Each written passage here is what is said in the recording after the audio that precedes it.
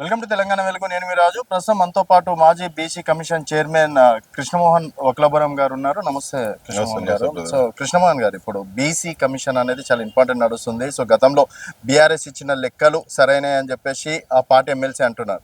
But BC సంబంధించి లెక్కలు సరిగ్గా చూపెట్టలేదు. అసలు సమగ్ర సర్వే అనేది అది ఒక్కసారి కూడా ఎలాంటి వెబ్సైట్లో కూడా పెట్టలేదని చెప్పేసి వాళ్ళు అంటున్నారు. సో ఇప్పుడు ప్రభుత్వం ఇచ్చినటువంటి లెక్కలు సరైనదేనా? మీరు కూడా చాలా సందర్భాల్లో చాలా మీటింగ్లో కూడా పార్టిసిపేట్ చేయడం అనేది జరిగింది, సీఎం గారిని కూడా కలవడం అనేది జరిగింది. సో ఎంతవరకు సమర్థిస్తారు దాన్ని? ఇప్పుడు విద్యా ఉద్యోగ రంగాల్లో కూడా 42% రిజర్వేషన్ ఇస్తా అన్నారు. ఇప్పుడు 29 ఉంది, మిగతాది కలిపి 42 ఇస్తామని చెప్పి ఈ ప్రభుత్వమే ఒప్పుకున్నది. మేము చాలా సంతోషపడతా ఉన్నాం, ప్రభుత్వ నిర్ణయాన్ని స్వాగతిస్తా ఉన్నాం, అది చేయాలని చెప్పి కూడా కోరుతా ఉన్నాం. రిజర్వేషన్లను విద్యా ఉద్యోగ రంగాల్లో రిజర్వేషన్లను ఎన్హాన్స్ చేయాలంటే, పెంపుదల చేయాలంటే ఇవాళ సర్వే మొత్తం అయిన తర్వాత ఆ డాటాను తీసుకొచ్చి బీసీ కమిషన్కి అధికారికంగా ఇవ్వాలి. ఇస్తే బీసీ కమిషన్ సమగ్రంగా అధ్యయనం చేసి విద్యారంగంలో ఎంత, ఉద్యోగ రంగంలో ఎంత పెంచవచ్చునని చెప్పి కమిషన్ సాధికారికంగా నివేదిక ఇస్తుంది. బీసీ కమిషన్ అడిగేది లేదు, బీసీ కమిషన్ చెప్పేది లేదు. డాటా తయారైపోతుంది, ఆ డాటా అంతా ప్లానింగ్ డిపార్ట్మెంట్ నుండి మరి జిఏడి పోతుందో, లేకపోతే ప్లానింగ్ డిపార్ట్మెంట్ వాళ్ళే బిల్లు తయారు చేస్తారు. దాన్ని లా సెక్రటరీ గారు చూస్తారు కావచ్చు. తర్వాత ఆ బిల్లును అసెంబ్లీలో పెడతారు, అది చట్టం అవుతుంది. 42% పెరిగినట్టుగానే ఊహాజనితమైనటువంటి గాలిలో తేలుతూ ఊరంతా హోర్డింగ్స్ పెట్టుకొని సప్పట్లు కొట్టుకుంటే సన్మానాలు చేసుకుంటారు ఈ కాంగ్రెస్ పార్టీ వాళ్ళు. అరే మీరు పద్ధతులు పాటించండి అయ్యా. మీరు విద్యా ఉద్యోగ రంగంలో రిజర్వేషన్ పెంచాలంటే ఎవరు చేయాలి? బీసీ కమిషన్ పెంచాలి. బీసీ కమిషన్ ఎందుకున్నట్టు? బీసీ కమిషన్ పని నువ్వే చేసుకో, డెడికేటెడ్ కమిషన్ పని నువ్వే చేసుకో, అన్ని పనులు మీరే చేసుకోరు. ఇక మరి చట్టబద్ధమైన సంస్థలు ఎందుకు, సుప్రీంకోర్టు జడ్జిమెంట్లు ఎందుకు మీరు? కాబట్టి ఇవాళ మేమేమంటున్నామంటే, ఇలాంటి ఒక అస్తవ్యస్తమైనటువంటి విధానాలు మీరు అవలంబించడం ద్వారా రాష్ట్రంలో అలర్జీ చెలరేగుతున్నది. బీసీలేమో పెద్దగా ఆశలు పెట్టుకున్నారు, మీరు ఏదో చేస్తారని చెప్పి కళలు అంటున్నాం మేము. మా అన్ని కళలు వాటి మా భ్రమలు అనేటువంటి విధంగా మీరు ప్రవర్తిస్తున్నారు.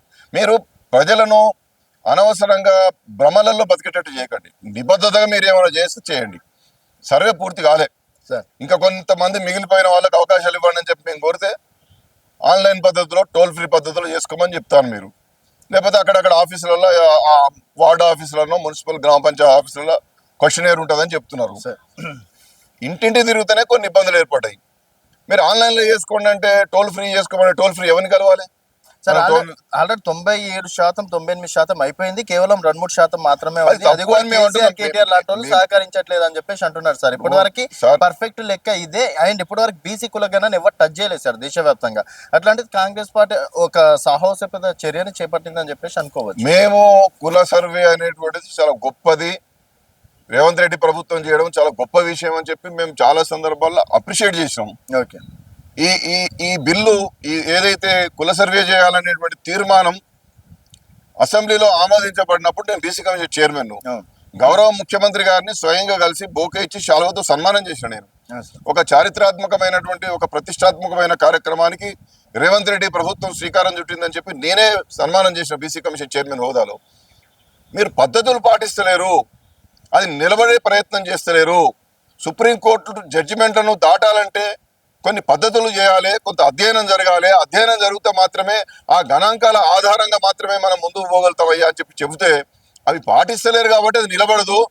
ఇది భ్రమలలో పెట్టుకున్నారు అని చెప్పి మేము అంటున్నాం. ఈ రోజు వాళ్ళు కాంగ్రెస్ పార్టీ నేతలతో కూడా పెట్టుకున్నారు కదా సార్, దీనిపైన ఏ విధంగా వెళ్దాం ఏంది అని చెప్పేసి. అలాగే రేవంత్ రెడ్డి గారు కూడా మొన్న ఆ విషయంగా మాట్లాడడం అనేది జరిగింది. చివరి సీఎం అయినా పర్లేదు కానీ మేము రాహుల్ గాంధీకి ఇచ్చినటువంటి మాటని తూచా తప్పకుండా పాటిస్తామని చెప్పేసి. మేము ముఖ్యమంత్రిగా వారు ఉండొద్దని వాళ్ళు అంటున్నారా? ముఖ్యమంత్రిగా వారు 5 సంవత్సరాలు ఉండాలి, ఎవరొద్దు అంటారు దానికి? నీ పదవి ఎందుకు ఓడగొట్టుకుంటావు నువ్వు? ఈ రాష్ట్రంలో ఉన్న 60% జనాభా యొక్క సమగ్ర అభివృద్ధిని ఆకాంక్షించే వ్యక్తి పదవి కోల్పోతుందా? పదవి నిలబడుతుంది. బీసీలందరినీ ఎంబడి ఉంటే నీ పదవి నిలబడుతుంది. మేమేమంటాను, నువ్వు ఇచ్చిన హామీని ఎట్లా నిలబెట్టుకుంటావు? సర్వే పూర్తి కాకముందే లోకల్ బాడీకి సంబంధించిన డెడికేటెడ్ కమిషన్ రిపోర్ట్ ఇచ్చింది. విద్యా ఉద్యోగ రంగాల్లో కూడా పెంచుతూ ఇంకోటి బిల్లు పెడతాం, చట్టం చేస్తూ ఉంటాను. ఆ బిల్లు పెట్టేటప్పుడు, ఈ బిల్లు ఆ బిల్లులు పెట్టేటప్పుడు సమగ్రంగా అధ్యయనం ఉండాలి, తులనాత్మకంగా ఉండాలి, లెక్కలు పకడ్బందీగా ఉండాలి. 50% దాటడానికి ఈ ప్రత్యేకమైన పరిస్థితులు ఈ రాష్ట్రంలో ఉన్నాయని చెప్పి నిరూపించమంటున్నాం మేము. వేరేమంటలేం కదా. ఇప్పుడు నువ్వు ప్రతిష్టాత్మకంగా చేసిన దేశంలో ఎవరు చేయలేదు. దేశానికి నేనే రోల్ మోడల్ అని చెప్పుకుంటాను, చెప్పుకో, బ్రహ్మాండంగా you are the role model, no doubt at all. కానీ మేమేమంటున్నాం, రోల్ మోడల్ గా నిలబడడానికి కావాల్సినటువంటి పద్ధతులు అవలంబించడం లేదని మేము అంటున్నాం. ఆ పద్ధతులు అవలంబించు. సుప్రీంకోర్టు ఇందిరాసాని కేసులో ఏం చెప్పింది? 50% దాటొద్దన్నది విద్యా ఉద్యోగ రంగాల్లో. కృష్ణమూర్తి కేసులో ఏం చెప్పారు? స్థానిక సంస్థలో 50% దాటొద్దన్నారు. 50% దాటాలన్నప్పుడు ప్రత్యేకమైన పరిస్థితులు ఉండాలన్నావు. 130 కులాలలో ఎన్ని కులాలకు రాజకీయంగా అవకాశం రాలేదు. ఆ విధంగానే విద్యా ఉద్యోగ రంగాల్లో ఎన్ని కులాలకు వాళ్ళు అండర్ రిప్రజెంటేషన్ లో ఉన్నారు. ఇక్కడ ప్రపోర్షనల్ రిజర్వేషన్ రాలేదు. కాబట్టి ఈ రెండు ఒక అత్యధికమైన పరిస్థితులు ఈ రాష్ట్రంలో ఉన్నాయి. కాబట్టి మా రాష్ట్రంలో మేము రాష్ట్రం మొత్తం లెక్కలు చేసినాం. మా దగ్గర ఇన్ని లెక్కలు ఉన్నాయి. ఈ పద్ధతిలో మేము పోయినాం. ఈ పద్ధతిలో చూసినప్పుడు విద్యా ఉద్యోగ రంగాల్లో రాజకీయ రంగాల్లో అసలు అవకాశాలు రానటువంటి కులాలు ఉన్నాయి. కాబట్టి మా రిజర్వేషన్ల శాతం మేము పెంచుకుంటాము. ఈ డాటాను పెట్టుకొని పోతున్నాం. పరిమాణాత్మక సమాచారాన్ని ఒక జస్టిఫైబుల్ డాటాను పెట్టుకొని మేము పోతున్నాం అని చెప్పి మీరు ముందుకు పోతే అందరు మిమ్మల్ని స్వాగతిస్తారు.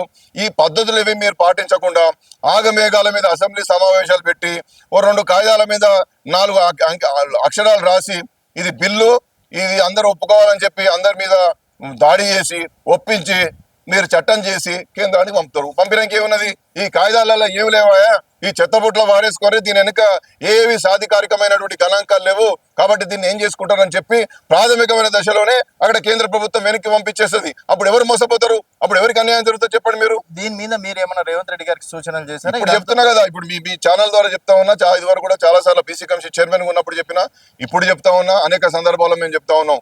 ఇప్పటికైనా మీరు ఆగమేఘాల మీద ఆదరా బాదరాగా మీ యొక్క 42% రిజర్వేషన్లనే ఈ చూమంతర్ ప్రయోగాన్ని చేయకండి. మేమేమంటున్నాము? నిబద్ధతగా చేయండి, నిజాయితీగా చేయండి. రాహుల్ గాంధీ గారు ఏం చెప్పారు? సామాజిక న్యాయం కావాలని చెప్తున్నారు. సామాజిక న్యాయం ఎట్లయితుంది? సామాజిక న్యాయం ఎట్లా జరుగుతుంది? అన్ని పద్ధతులు అవలంబిస్తే జరుగుతుంది. ఇప్పుడు ఎవడు ఎదిగిండు, ఎవడు ఎదగలేదు, ఎదగకపోవడానికి గల కారణాలు ఏంటి? ఎవడు చదువుకున్నాడు, ఎవడు చదువుకోలేదు, ఎవరికి ఉద్యోగాలు రాలేదు, ఎవరికి రాజకీయ పరమైన అవకాశాలు రాలేదు, ఎందుకోసం రాలేదు, రాకపోవడానికి గల కారణాలు ఏంటి? ఇవన్నీ చెప్పాలి కదా. ఇవి అన్నిటికి సంబంధించినటువంటి నివేదికలను తయారు చేసి పగడ్బందీగా ముందుకు పోతే మీరు చరిత్రలో మిగులుతారు, లేకపోతే చరిత్రహీనులైతారు, లేకపోతే రానున్నటువంటి లోకల్ బాడీ ఎన్నికల్లో మీకు పరాజయం తప్పదనేటువంటి విషయాన్ని మనం చేస్తాం. ఇది కేవలం బీఆర్ఎస్ పార్టీ సృష్టి బీజేపీ పార్టీ కావాలని పడకపోవడం వల్లనే ఈ విధంగా మీరు సృష్టిస్తున్నారని చెప్పేసి చెప్పుకోవచ్చు. ఇప్పుడు సో ఇలాంటి వదంతులు నమ్మద్దని చెప్పేసి కూడా వాళ్ళు చెప్తున్నారు డైరెక్ట్ గా. ఇక్కడ వదంతులు ఏమున్నది? ఇక్కడ వదంతులు ఎక్కడ ఉన్నాయి? ఇప్పుడు విద్యా ఉద్యోగ రంగాలకు సంబంధించిన డాటా ఎవరికి ఇస్తావు? నువ్వు డాటా తయారు చేస్తావు కదా. నువ్వు డాటా బీసీ కమిషన్కి ఇస్తా అని చెప్తున్నావా? బిల్లు ఇప్పుడు ఇది డాటా సర్వే పూర్తి ఇప్పుడు 28 కాగానే 5వ తారీఖు నాడు స్పెషల్ ప్రత్యేక సమావేశాలు పెడతాం, దాంట్లో బిల్లులు పెడతామని చెప్పబడుతుంది. ఈ డాటా పట్టుకపోయి నువ్వు బీసీ కమిషన్ కి ఇచ్చి అధ్యయనం చేయడానికి ఎంత సమయం పడుతుంది? సమయం పడుతుంది కదా, చాలా సమయం పడుతుంది కదా సార్. చాలా సమయం పడుతుందా పట్టదా? పడుతుంది. కాబట్టి మాకు బీఆర్ఎస్ తో సంబంధం లేదు. మేము బీఆర్ఎస్ మాట్లాడిచ్చే మౌత్ పీసలం కాదు. సర్వస్వతంత్రంగా వెనుకబడిన వర్గాల కోసం జీవితం అంతా అంకిత భావంతో పనిచేసేటటువంటి వాళ్ళం. కాబట్టి ఇవాళ ఎవడు మాట్లాడితే వాడు బీఆర్ఎస్ అనే మాటలు మీరు ఇంకా బీఆర్ఎస్ ను మీరే పెంచుతున్నారు. ఇప్పుడు కేసీఆర్ గారిని టార్గెట్ చేస్తారు, కేటీఆర్ గారిని టార్గెట్ చేస్తారు. నేను ఇవాళ ఏమంటున్నానంటే, కేసీఆర్ గారు నమోదు చేసుకోకపోతే, కేటీఆర్ గారు నమోదు చేసుకోకపోతే అయ్యే నష్టం ఏమున్నది?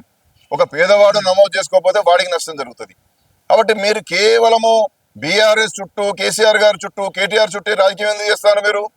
మీకు కావాల్సింది పేద ప్రజల, మీకు కావాల్సింది మీరు ఇచ్చినటువంటి ఏదైతే ఉన్నదో దాన్ని నిలబెట్టుకోవడానికా, లేకపోతే రాజకీయాలు చేయడానికా?